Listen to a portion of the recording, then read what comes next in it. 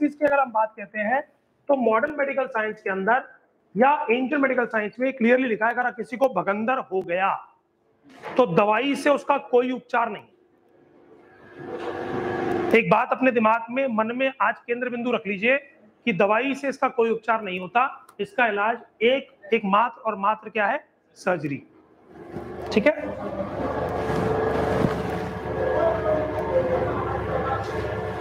जब हम क्षार सूत्र की बात कहते हैं तो वाई क्षार सूत्र application better than other therapy, एक तो इसका लेस रिकरेंस रेट। क्षार सूत्र में अगर रिकरेंस रेट के कंपैरिजन बोले तो मॉडर्न मेडिकल साइंस में 60/40 का रेशो होता है, यानी 60% लोगों को दोबारा भगंदर हो जाता है अगर मॉडर्न टेक्नोलॉजी से सर्जरी की गई। ये रिकमेंडेशन किसने करी है? ये WHO ने, और जो वेरियस स्टडीज हैं उन्होंने कहा है कि 60% रिकरेंस रेट होता है। जबकि क्षार सूत्र की बात करें तो 98% चांस है नॉन रिकरेंस का, यानी दोबारा नहीं होगा। इसलिए क्षार सूत्र जो है लेस रिकरेंस रेट लेके आता है as compare to traditional modern way of fistulectomy. उसी प्रकार नो नीड एनेस्थीसिया, इसके अंदर स्पाइनल और जीए की आवश्यकता नहीं पड़ती सर्जरी के अंदर, क्योंकि इसके अंदर लोकल एनेस्थीसिया से हमारा काम हो जाता है। वो भी क्यों है? क्योंकि जो आपका फिस्टुला होता है इसके अंदर का जो हिस्सा होता है ये एक तरीके का डेड ट्रैप होता है, ये पेनलेस होता है। जैसे अगर कोई आपके बाल काट दे आपको पेन नहीं होता, नाखून काट दे आपको पेन नहीं होता, उसी प्रकार जब इसके अंदर से अगर प्रोब गई और अगर ये फिस्टुला है तो ये पेनलेस होगा। अगर ये नॉर्मल म्यूकोसा है तो पेनफुल होगा। ठीक है, क्योंकि डेड टिश्यू पेन नहीं करता। दूसरा क्या कहा गया? No chance of incontinence. ये कैसे कहा गया कि जब हम गुदा मार्ग की बात कहते हैं, एग्जामिनर अगर ये ले और हमने अगर इसको पूरे को कट कर दिया तो इसके अंदर हमारी इंटरनल स्फिंक्टर और एक्सटर्नल स्फिंक्टर दोनों ही कट हो जाती हैं, जिसकी वजह से एनल इनकॉन्टिनेंस डेवलप होता है। लेकिन क्षार सूत्र में बेनिफिट क्या है? एक हफ्ते में 4 mm ही रास्ता कटता है। 4 mm, 4 mm ही रास्ता कटेगा और 4 mm ही रास्ता भर जाएगा। जब 4 mm रास्ता कटता है और 4 mm रास्ता भर जाता है तो इससे बेनिफिट होता है कभी भी कंप्लीट कटिंग ऑफ स्फिंक्टर नहीं होता, और जिससे बेनिफिट क्या होता है कि स्फिंक्टर अपनी जगह रिटेन रहता है, इनकॉन्टिनेंस होने का चांस नहीं रहता। आपने डॉक्टर साहब मुझसे पूछा था कि हम बहुत जल्दी इसको टाइट कर देते हैं, उस टाइट करने से क्या होता है कि कटिंग तो हो गई लेकिन हीलिंग नहीं होगी, तो रीएरेकेंस होने का चांस रहेगा, एक पॉइंट। और दूसरा पॉइंट सबसे बड़ा क्या रहेगा कि स्फिंक्टर कटने का डाउट हमेशा खड़ा रहेगा। Less tissue damage and blood loss, इससे फायदा क्या होता है? टिश्यू डैमेज कम होता है, ब्लड लॉस कम होता है। No need of post operative antibiotics and pain killer. सबसे शानदार चीज क्या है इसकी कि पोस्ट ऑपरेटिव एंटीबायोटिक्स की आवश्यकता नहीं पड़ती। The procedure can be applied as a day care and no specific dressing is required. सबसे बड़ा बेनिफिट क्या है कि डे केयर में आराम से हो जाती है, पेशेंट कराए अपने घर जा सकता है। अगर ट्रेडिशनल वे ऑफ सर्जरी, जैसे आपने अभी देखा हो हमारे अस्पताल में हर्नियोप्लास्टी हुई, ये 2 दिन से बेचारा बिस्तर पर लेटा हुआ है, और हमारी सर्जरी में क्या, कराओ और टहलो। अब आपके मित्रों को पेन है, पेन तो इसको भी और पेन उनको भी है, लेकिन वो टहल रहे हैं। ऐसा नहीं है कि वो खाट पे लेटे पड़े हैं परमानेंट, भाई उनको ठीक है रेस्ट करना एक अलग बात है, बट वो बेड रिडन नहीं है।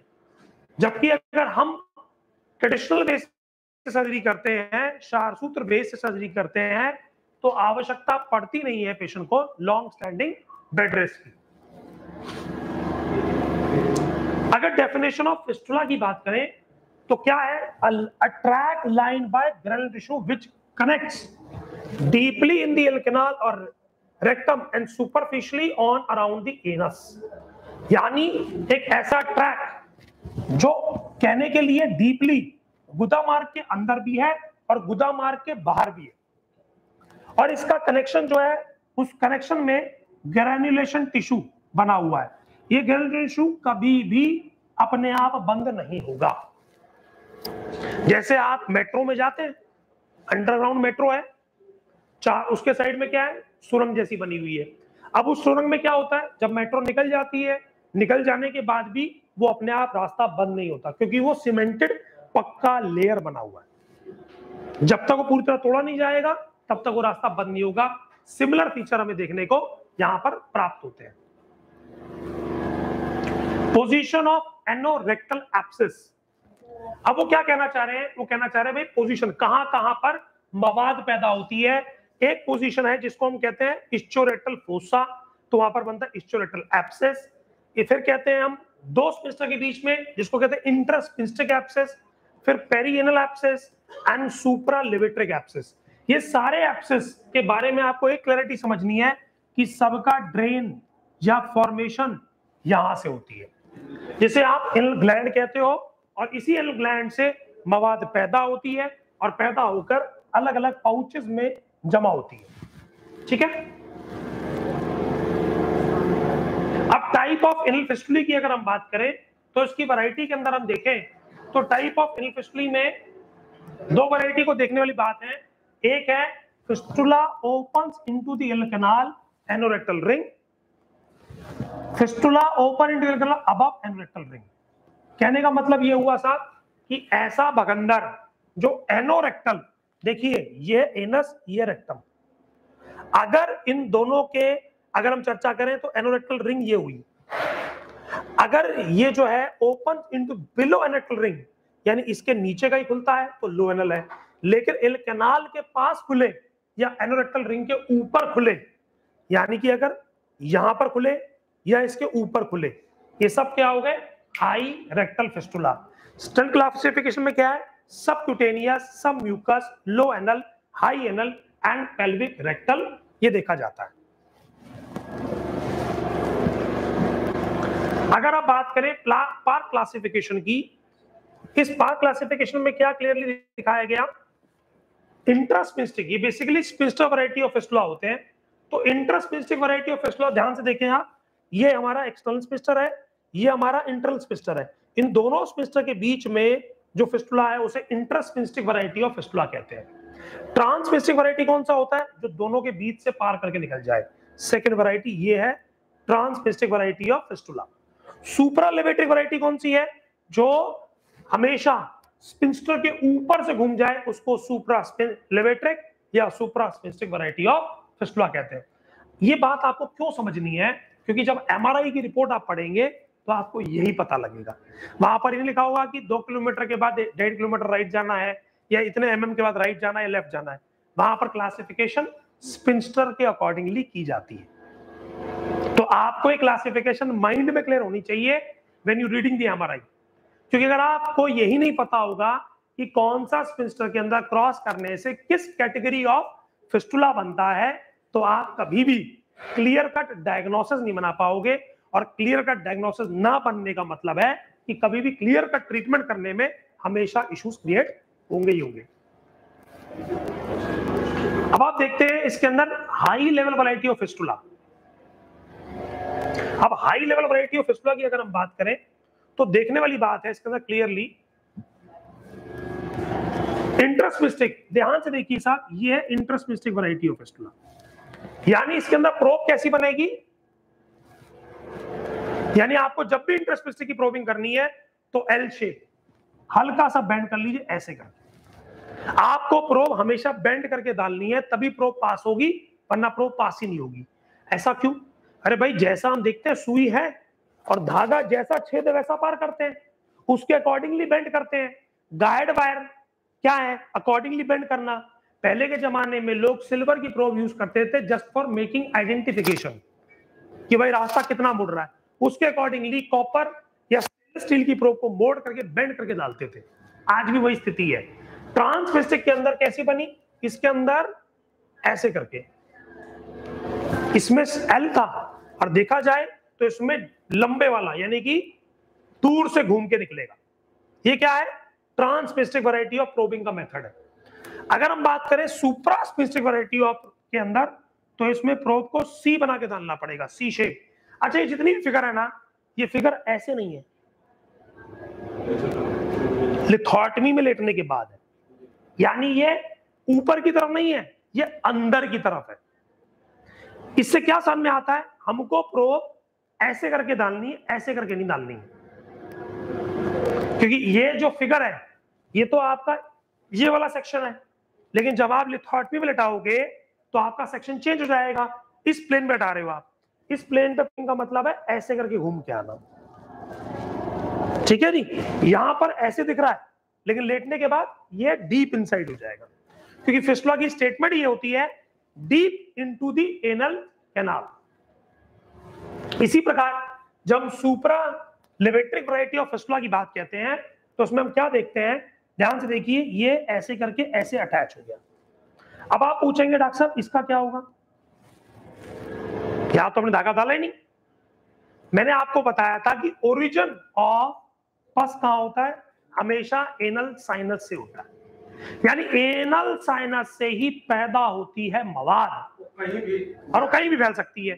तो ठीक क्या करना है, सोर्स को, अगर आपने सोर्स को ठीक कर दिया तो जितनी भी उसकी एक्सटेंशन होगी वो अपने आप खत्म हो जाएंगी। जैसे हम कहे जी हमारे प्रधानमंत्री मोदी जी ने, अब सच्ची झूठी वो तो मोदी जी जाने और पाकिस्तान की सरकार जाने, लेकिन एग्जाम्पल दे रहा हूं, अगर वो सच्चा है उस बात के ऊपर, मोदी जी की बात अगर सच्ची है, तो जब सर्जिकल स्ट्राइक हुई तो उससे क्या फायदा हुआ भाई साहब, जितने आतंकवादी जहां थे उनको साफ कर दिया, अब फैलेंगे ही नहीं। लेकिन अगर मान लो ढूंढ ढूंढ के एक मारोगे तो एक गया दूसरा आ जाएगा, एक गया दूसरा आ जाएगा, एक गया दूसरा आ जाएगा। यहां पर भी वही बात है, अगर आपने सोर्स पे अटैक नहीं किया तो क्या होगा, एक ट्रैक ठीक करोगे दूसरा पैदा हो जाएगा, एक ट्रैक को काटा दूसरा आ गया, तीसरा आ गया, चौथा आ गया, ये कष्ट चलता ही रहेगा। अब आते हैं जी गुडसाल रूल के ऊपर। ये बड़ा इंटरेस्टिंग रूल है जो प्रोबिंग करने में सबसे इंटरेस्टिंग चीज है। ये बॉडी को समझाने के लिए बनाया गया कि अगर मरीज को लेटा दिया जाए पोस्टीरियरली पेट के बल, अगर पेट के बल मरीज लेट जाता है तो ये हमारा 6 o'clock है, ये हमारा 12 o'clock है। इसको अगर उल्टा बना के समझना चाहें तो आप ऐसे समझ सकते हैं, अगर मरीज सीधा लेटा लिथोटमी पर तो घड़ी पे 12 o'clock ये 6 o'clock ये, करेक्ट। ये क्या कहते हैं, ये कहते हैं भाई साहब track between the two opening क्या कहता है, एंटीरियरली अप टू 3.5 सेंटीमीटर। यानी अगर एंटीरियरली का मतलब ये हिस्सा हुआ, आधा ऊपर का हिस्सा एंटीरियर और आधा नीचे का हिस्सा पोस्टीरियर, क्लियर हो गया। अब ये जो आधा एंटीरियर है इसके बारे में आपको समझना है कि अगर मान लीजिए ये ओपनिंग है और ये 3.75 सेंटीमीटर से दूर है तो ये सी में ऐसे घूम जाएगी।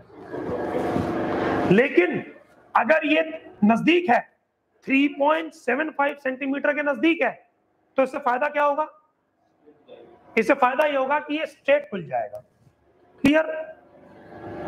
तो आपको ये समझना है कि अगर हमें ओपनिंग को अगर नजदीक में खोलना है तो इसके लिए 3.75 सेंटीमीटर लेंथ होनी चाहिए, और पोस्टरली जितने होते हैं सब कर्व्ड होते हैं, जितने होंगे सब गोलाकार होंगे। तो अब आपको समझ में आया, जो आपने पहली स्टडी देखी थी डॉक्टर नवीन से प्रोब क्यों नहीं गई, क्योंकि रूल क्या बनता है, और वो प्रोबिंग कैसे कर रहे थे, क्लियर हो गया। उनसे एक ही गलती हुई, प्रोब का ढूंढने में दिक्कत नहीं थी, मेथड ऑफ अप्रोच में गलती थी, क्योंकि कर्व्ड बनना चाहिए था और वो प्रोब सीधी डाल रहे थे। अगर वो कर्व करके डालते तो उनसे भी ट्रैक मिल जाता। हो गया फैसला। अब आपको क्लैरिटी समझ में आ गई होगी मैं क्या समझाना चाहता।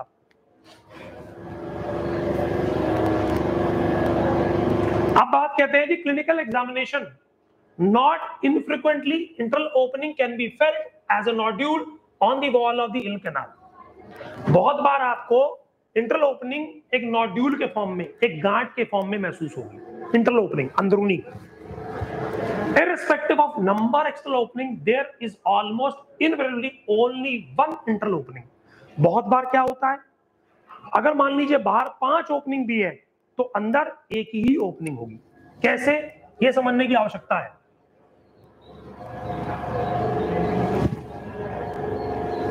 अब आपको ये समझना है, देखिए ये गुदा मार्ग है, ठीक, ये एक ओपनिंग है, ये एक ओपनिंग है, ये एक ओपनिंग है, ये एक ओपनिंग है, ये एक ओपनिंग है।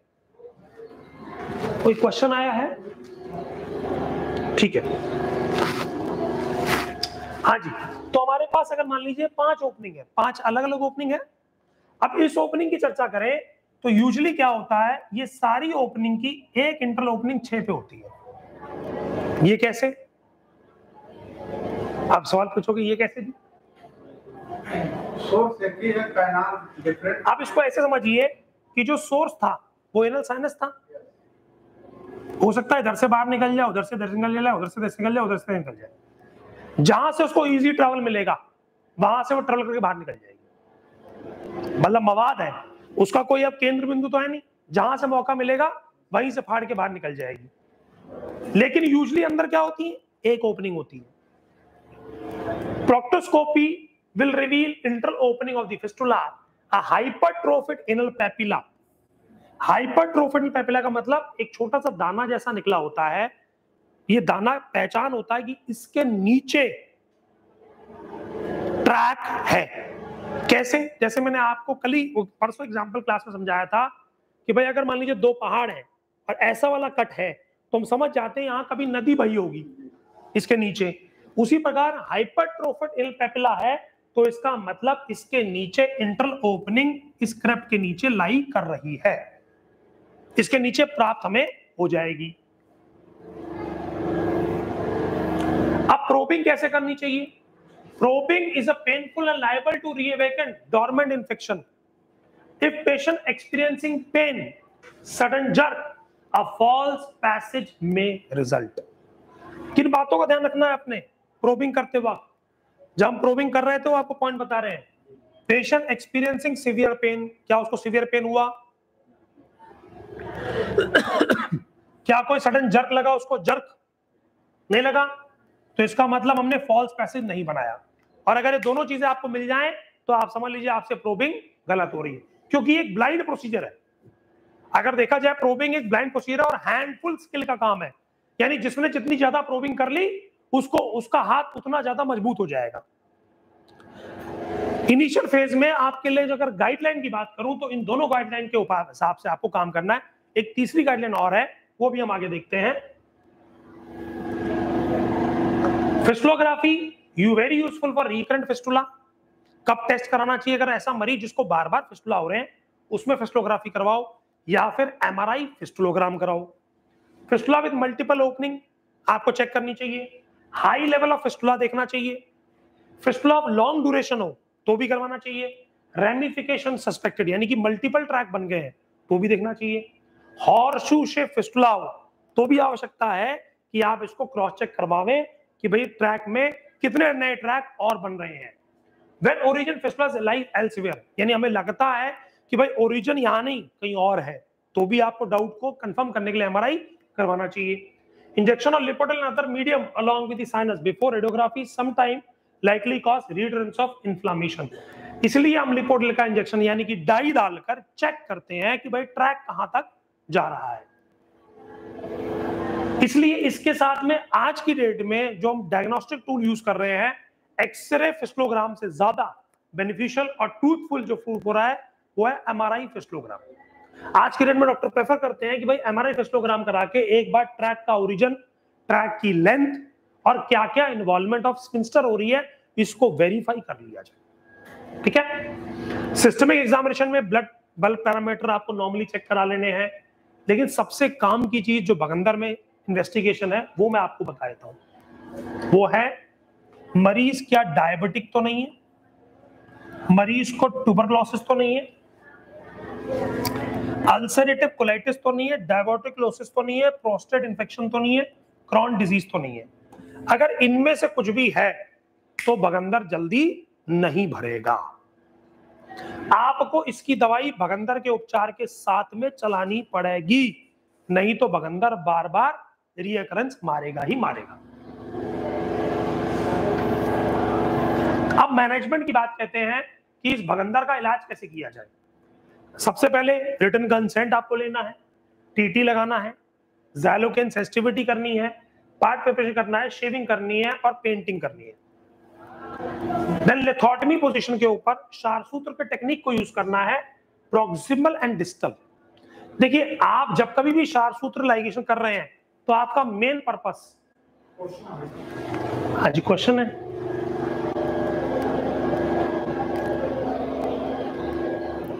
अभी इसके अंदर कुछ क्वेश्चन आए हैं कि फिस्टुला होने का क्या कारण है।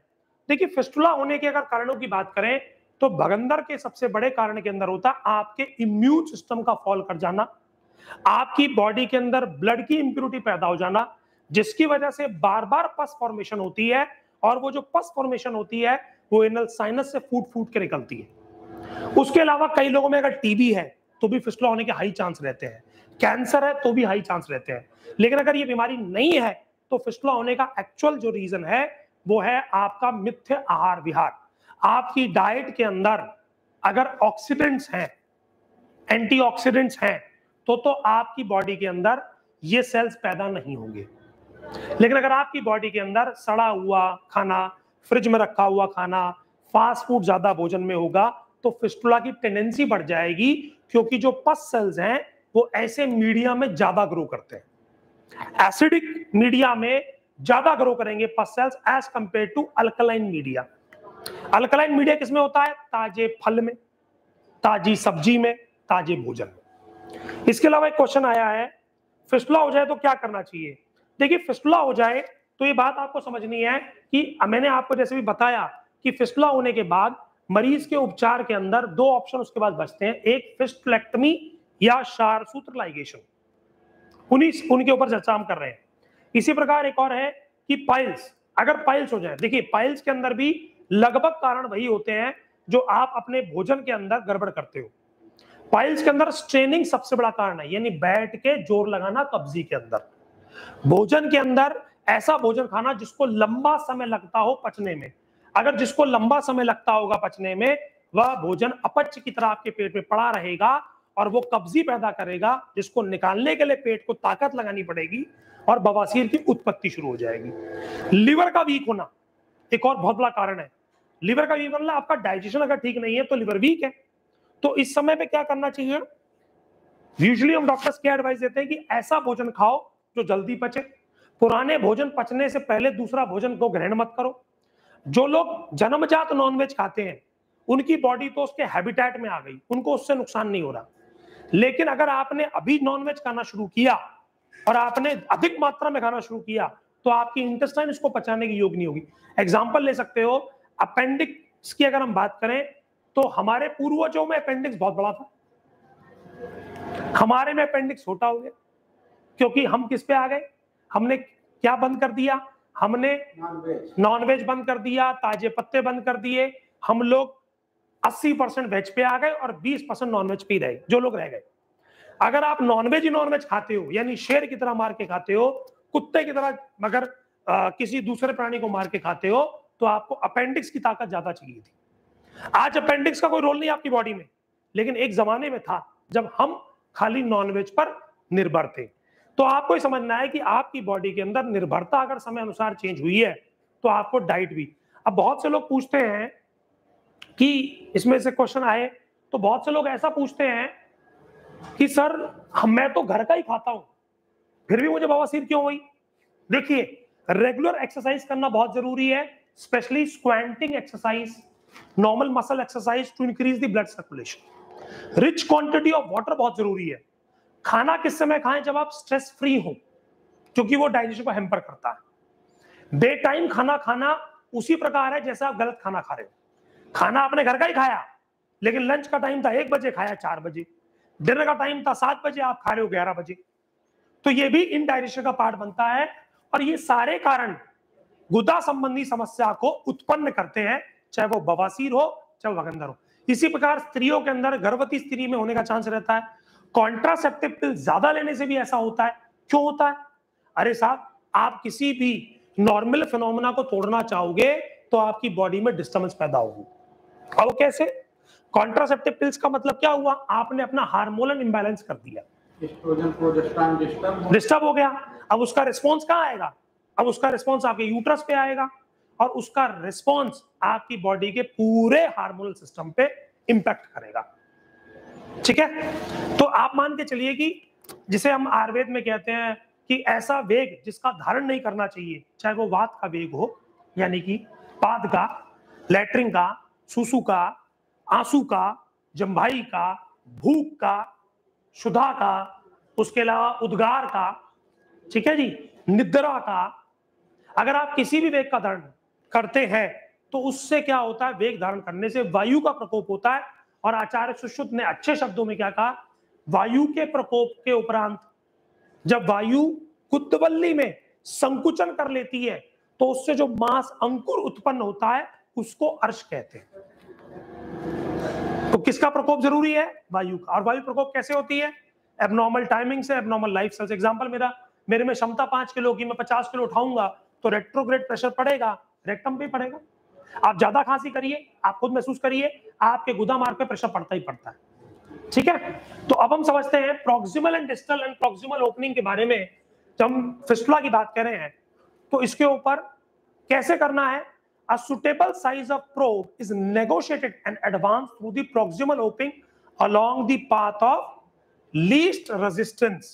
देखो उन्होंने कितनी अच्छी बात कही। तो हमारे पास 3 चीज हो गई डॉक्टर साहब।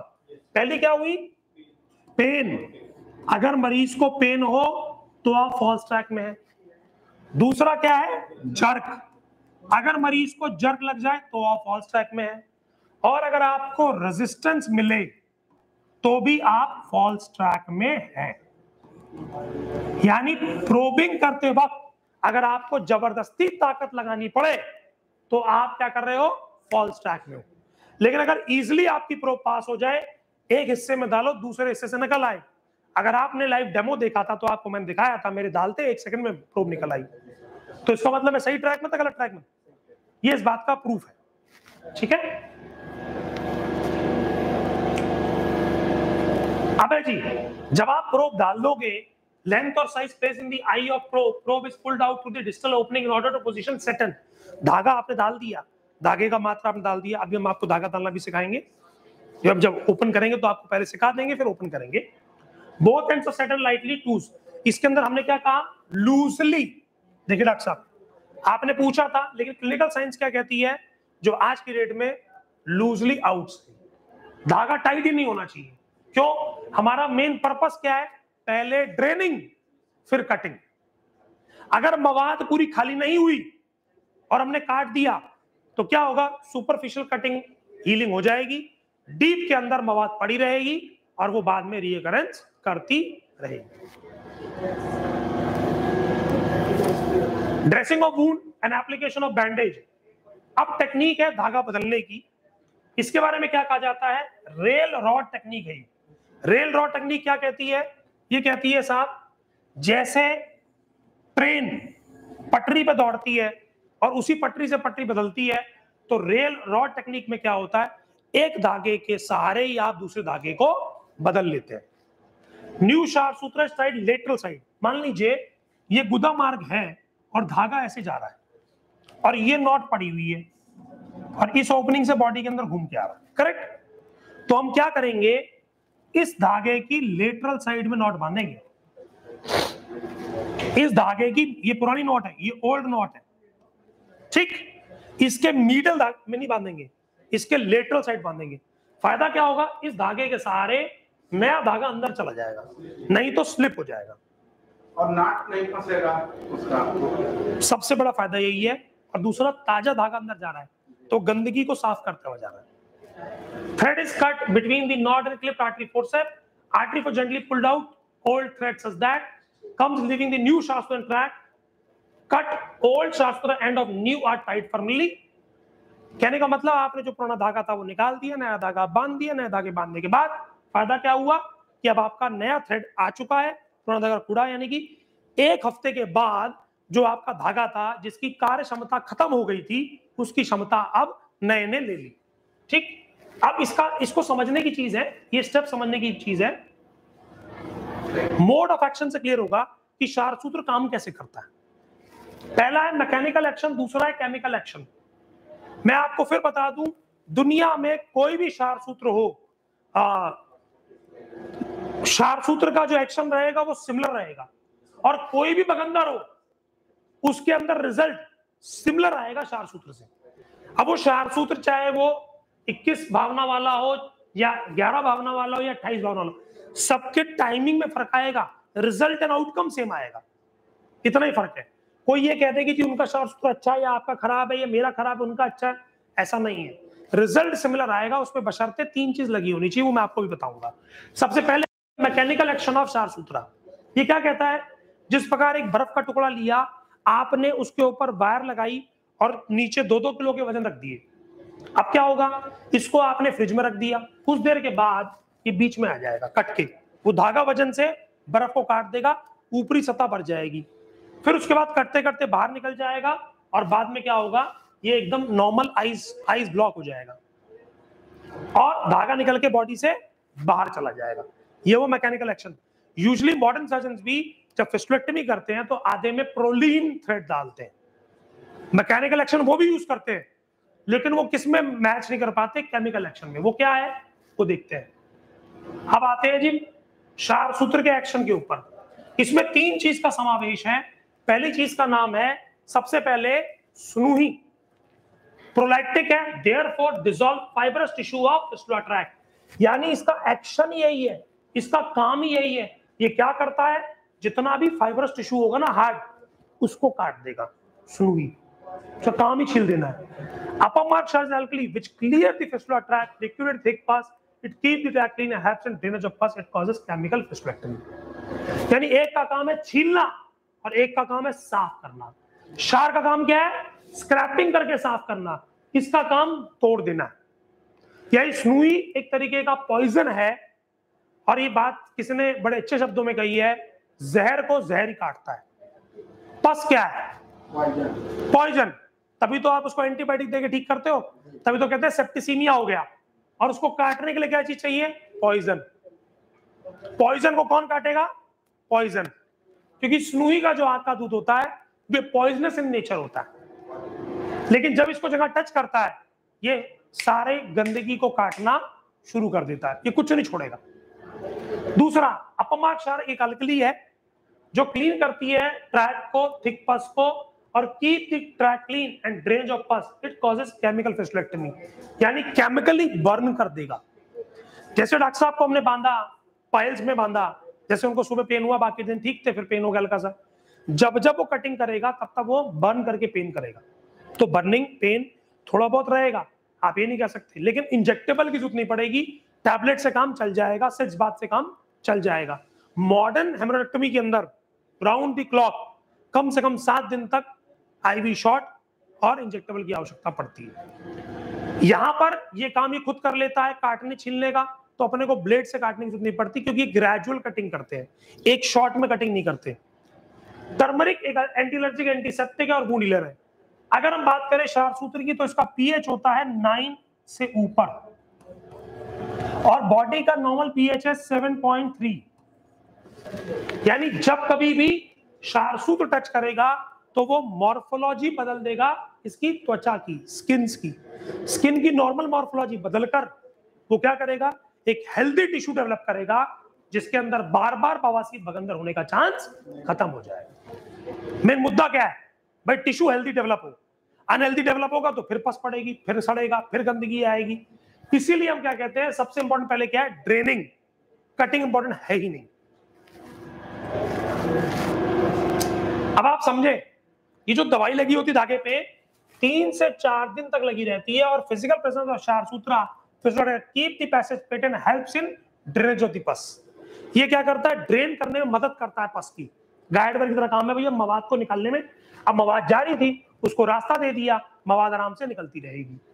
Sharp ligation exerts mechanical pressure along with chemical cauterization, यानी इसने क्या किया, केमिकली बर्न कर दिया किसको, ट्रैक। मैकेनिकल प्रेशर तो है ही धागे का, लेकिन केमिकल कॉटरी भी है। और कहा जाता है बड़े अच्छे शब्दों में कि जिसका इलाज दवाई से ना होता हो उसका इलाज सर्जरी से होता है, जिसका इलाज सर्जरी से ना होता उसका इलाज क्षार से होता है, जिसका इलाज क्षार से नहीं होता उसका इलाज अग्नि से होता है। कैसे समझाऊं, एक पेड़ है साहब, आपने काट दिया, कुछ दिन बाद फिर पत्ते पैदा हो जाएंगे, लेकिन उसकी जड़ों में आग लगा दी, अब क्या होगा,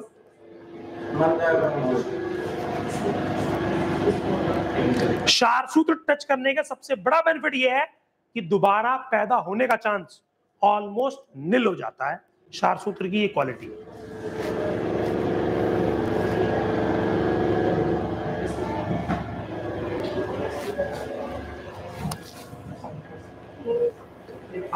देखते हैं after cutting the track, initial 3 दिन में क्या होता है, 3 से 4 दिन में पहले after cutting the track short Sutra follow up, पहले 3-4 दिन में कटिंग होगी और उसके बाद हीलिंग होगी।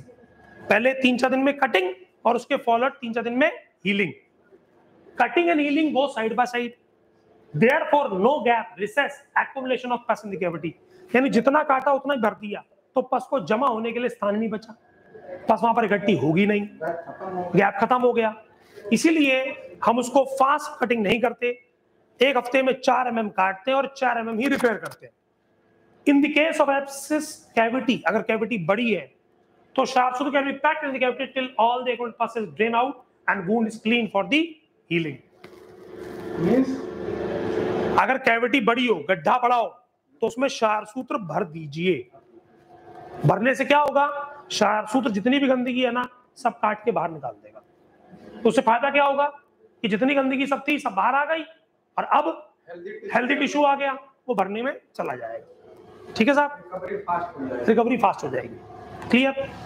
Keeping in view healing progress of the track, surgeon can tight और लूज द शार्प सूत्र। अब वो अपने आप देखे भाई अगर ट्रेनिंग हो चुकी है, पस नहीं बची है, तो धागा टाइट करना आप शुरू कर दें। यानी जब कटिंग मतलब पस ड्रेन हो चुकी है, अब काटना है। जैसे अब हम क्या करने जाएंगे, पस ड्रेनिंग हो चुकी है, स्किन से ऊपर आ चुका ट्रैक, हम उसको खोल के फ्री कर देंगे, वूंड की तरह भर लेंगे, जल्दी हो जाएगा काम। ठीक? अल्कली ऑफ शार्प सूत्र व्हेन अप्लाइड, देखिए शार्प सूत्र में क्या लगाना चाहिए, ऑयल। अगर वो ऑयल के साथ टच करता है तो क्या काम करेगा, साबुन बन जाएगा। अगर तेल नहीं टच किया तो इस साबुन की तरह काम नहीं करेगा। आप चाहते हैं कि वो जो ट्रैक है उसकी क्लिनिक बड़ी शानदार हो, तो उसके अंदर ऑयल, और ऑयल कौन सा, निस्संदेहादि तेल, विसंदेहादि तेल। क्योंकि फिस्टुला के लिए जो तेल का वर्णन है चक्रदर्त में और भाव प्रकाश निघंटु में, वो विसंदेहादि तेल का ही वर्णन, निस्संदेहादि विसंदेहादि तेल का वर्णन किया गया। ना तो वहां पर जात्यादि का वर्णन है ना कासिस्यादि का वर्णन है, उन दोनों का वर्णन उसमें नहीं मिला। अब hence we can conclude that sharp suture therapy is a chemical fistulectomy rather than a surgical fistulectomy, proved to be free from complication. The application of sharp suture in fistula tract capable of dissolving tough fibrous tissue, सड़े मतलब ताकतवर से ताकतवर fibre tissue को काट देगा, ultimately draining out the creating healthy base. ये क्या क्रिएट करेगा, हेल्दी बेस। जैसे आप हाइड्रोजन पेरोक्साइड डाल के हेल्दी बेस क्रिएट करते हैं, शार्प सूत्र ट्रैक के अंदर वो काम करता है कि पूरा गंदगी साफ करके हेल्दी बेस क्रिएट कर देता है, जिससे वो हेल्दी टिश्यू में कन्वर्ट होना शुरू होता है। शार्प सूत्र track is in a fistula nano is now an accepted technique and also find as a place in textbook of colorectal surgeries. अब मल्टीपल ओपनिंग क्यों होती है इसके बारे में जानेंगे। Sometimes superficial healing of single external opening occurs. Pus accumulate and abscess reform discharge through another opening. यानी एक पेशेंट आया जिसको फिस्टुला था, उसको आपने एब्सेस समझ के एंटीबायोटिक दे दी, उसका बाहर का मुंह बंद हो गया, और अब क्या होगा, आपको मेरी बात समझ में आई। जिस सर्जरी को आपने देखा था उस पेशेंट में क्या हुआ, पस बना, उसने एंटीबायोटिक खाई, अंदर तो पस रही, बाहर निकली नहीं। अब या तो नया मुंह बनाएगी या गुदा मार्ग से निकलती रहेगी। ठीक है, उस पेशेंट ने क्या कहा था कि मुझे पस की बदबू महसूस होती है, मेरे को पॉटी में पस आती है। यानी या तो वो किसी रास्ते से निकलेगा या गुदा मार्ग से निकलेगा। इसलिए कभी भी पस को सुखाने का प्रयास नहीं करना चाहिए, उसको निकालने का प्रयास करना चाहिए, तभी सबसे उत्तम चिकित्सा आप कर पाएंगे। लेफ्ट एंड राइट अगर है तो इसके मतलब उसके सोर्स दो हैं, लेफ्ट और राइट। अभी आगे आएगा, वो हॉर्सशू फिस्टुला में आएगा। अब आते हैं जी ट्रीटमेंट ऑफ मल्टीपल अगर ओपनिंग है तो क्या करना है, आपने पूछा उसका जवाब। सबसे पहले भैया टीबी, क्रॉन डिजीज, बेज़ाराइटिस, लिम्फोग्रामा, वेर्नियम, इनको चेक कर लें। अभी क्या कहता है, main track is connected to single inter opening. Main track को क्या करना है, सिंगल इंटर ओपनिंग से कनेक्ट करना है। शार्प सूत्र spring the main track are joined to each other and to the main track with separate शार्प सूत्रा। ये क्या कहना चाह रहा है समझिए आप। मान लीजिए ये यहां पर करते हैं, मान लीजिए गुदा मार्ग है, ये एक ट्रैक है, दो है, तीन है, चार है, पांच। इसको कैसे समझो? मान लीजिए मिस्टर ए है, मिस्टर बी है, मिस्टर सी है, मिस्टर डी है। इन चारों दोस्तों को जाना है रेलवे स्टेशन। मिस्टर ए का घर रेलवे स्टेशन 10 किलोमीटर दूर है। रास्ते में भाई का पड़ेगा 8 किलोमीटर पर, फिर इसका 6 पे, इसका 4 पर। तो इन चारों को अलग अलग गाड़ी पकड़नी चाहिए कि एक गाड़ी पकड़नी चाहिए? एक ले, ए वाला बी को बैठा ले, बी, ये दोनों ए बी मिलके सी को बैठा ले, सी वाला डी को बैठा ले। तो पैसा बचेगा, समय बचेगा, ट्रैफिक जाम बचेगा। सिमिलरली ये भी क्या कहना चाह रहा है, अगर बाहर मल्टीपल ट्रैक है तो यूजुअली एक ट्रैक ही मेन होता है और बाकी उसकी सब्सिडरी होती है। तो सबसे दूर वाला सबसे मेन ट्रैक कंसिडर होता है क्योंकि वो दूर से आ रहा है। इसलिए हम इसके अंदर एक धागा डाल के ऐसे जोड़ देते हैं इसको, और इनको बाहर सेपरेटली जोड़ देते हैं। क्या बोला उसने? Join each other to the track with separate sharpshooter. समझ में आ गई सर बात? यानी आपको 4 धागे गुदा मार्ग पे डालने की जरूरत नहीं है, वरना गुदा मार्ग पे छेद हो जाएगा बड़ा, लेटरिंग फंस जाएगी। इसीलिए आप एक धागा डालें, 4 धागे डालने का प्रयास ना करें। फिर क्या कहता है? It is not possible to connect multiple opening with each other to the main track because of depth of track, then they are connected with same internal opening separately. इसमें क्या करेंगे? इंटरनल ओपनिंग में एक धागा डालेंगे और जो बाहर वाले धागे हैं अगर संभव नहीं है कि वो बाहर मिल सके तब अंदर डालते हैं, वरना अंदर डालने का प्रयास नहीं करते। These threads transfer to the same track while the deeper part transfers to the same track. कहने के लिए बाहर से ये अलग अलग है, लेकिन जब ये अंदर जाते हैं तो इन सब का एक ही ट्रैक अंदर बन जाता है। These threads usually cut through the internal and external sphincter at the same place because the cutting and healing go slowly simultaneously. The development of incontinence is not appreciable. अब यहाँ पर क्या होगा? कटिंग और हीलिंग दोनों क्या हो रही हैं भाई? कटिंग और हीलिंग बराबर चल रही है, तो स्पिंस्टर तो एक कटेगा ही नहीं, इनकॉन्टिनेंस होने का चांस नहीं रहेगा। Multiple opening fistula track creating multiple internal opening. Each was tracked with threads separated in such a way that no 2 threads pass. कभी ऐसी स्थिति आ जाए कि आपको मल्टीपल धागे डालने पड़े तो ये ध्यान रखें आपको जो एक धागा टाइट करना और लूज करना है। क्यों? मान लीजिए ये हमारा खुद मार्ग है, ये मैंने एक धागा डाला, ये मैंने दूसरा धागा डाला, मैं इसको लूज करूंगा, इसको टाइट करूंगा। इससे फायदा क्या होगा? दोनों धागे इस जगह पर स्पिंस्टर को या इस जगह पर स्पिंस्टर को एक साथ नहीं काटेंगे। अगर दोनों एक साथ काट देंगे तो भी इनकॉन्टिनेंस हो जाएगा। एक काट दे ठीक हो जाए, जैसे अपन रोड बनाते हैं तो अपन क्या करते हैं? एक साइड की रोड चालू रखते हैं और एक साइड की रोड बंद करते हैं, रिपेयर करके फिर इसको चालू कर देते हैं और इसको बंद कर देते हैं। इससे फायदा क्या होता है? ट्रैफिक रुकता नहीं है, चलता रहता है। सिमिलरली हमें इस बात का ध्यान रखना है कि हमें एक बारी में एक ही साइड से कटिंग करनी है, दोनों साइड से एक साथ कटिंग नहीं करनी। अब आते हैं जी हॉर्सशू शेप फिस्टुला, जो आपने पूछा।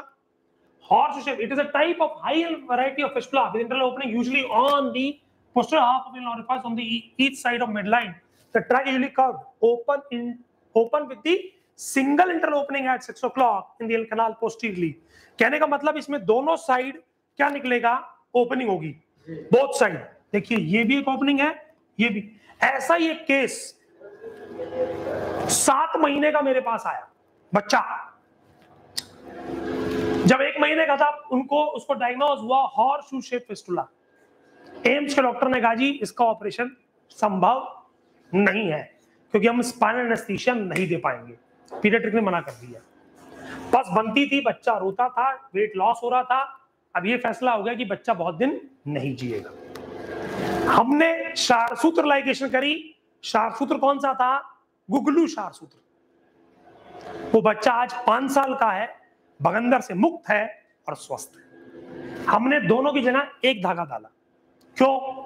ये क्या कहना चाह रहा है कि दोनों की ओपनिंग कहां है? यानी कि ये दोनों मिलकर एक ही जगह आ रहे हैं।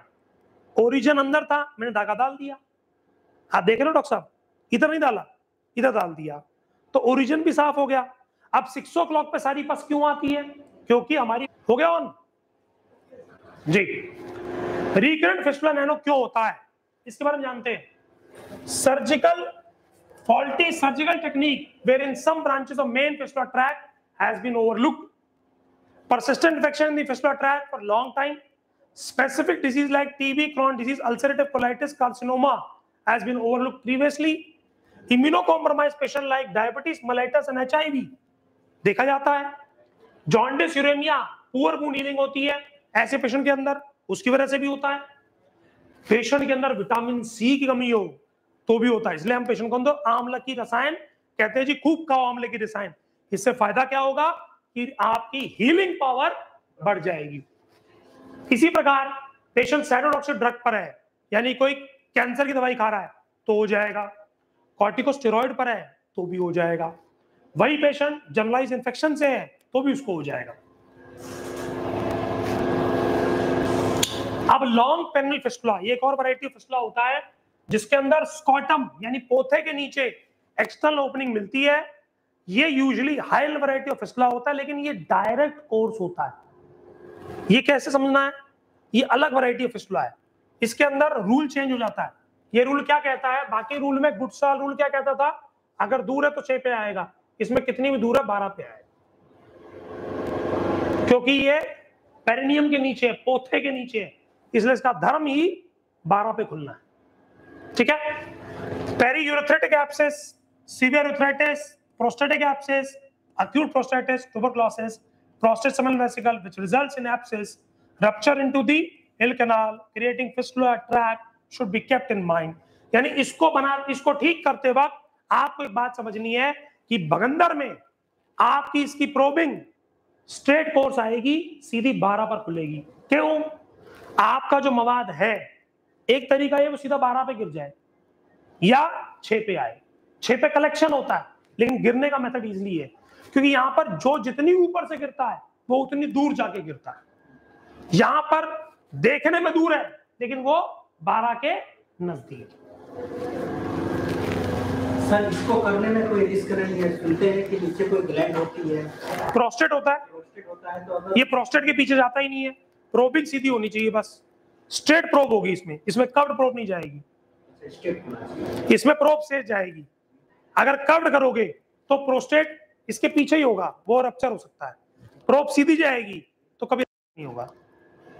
भाई आपने मान लीजिए इसके इधर प्रोस्टेट है और आपने प्रोब यहां से डाली है, तो प्रोस्टेट तो बच गया।